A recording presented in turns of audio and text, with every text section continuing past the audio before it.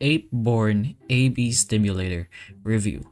Is this a scam or a legit product?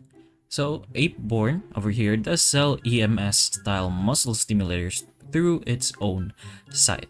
You can check it out if you want, but it does admit that ab stimulators are not for fat burning or weight loss, and should be paired with regular exercise and diet. So they've already disclosed that and admitted to that. So other than that, there are reviews when it comes to this product, and especially in Trustpilot, where it shows many positive reviews, but a noticeable 23% to 25% one-star reviews.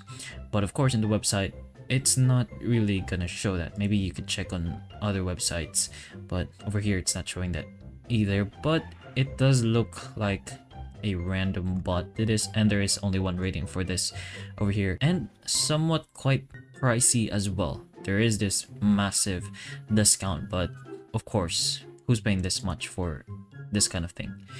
Anyways, there are some pros where real EMS style device is implemented into this thing, and it can cause muscle contractions. Some users even report that there's a stronger core feeling when using this, and customer support sometimes does send replacements. And the company has many recent and technically not bad reviews. Anyways, other than that, there is cons, of course, when it comes to the pros. It is not going to be a fat loss tool, and it's not going to be a shortcut to visible ads.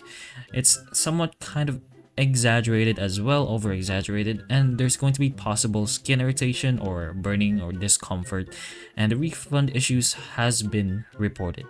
There's also strong marketing, especially something like this, and it can make results sound easier than they really are. So as a final verdict, it's not really an obvious scam, but it's also not a miracle product. You can call it legit, but it is somewhat overhyped.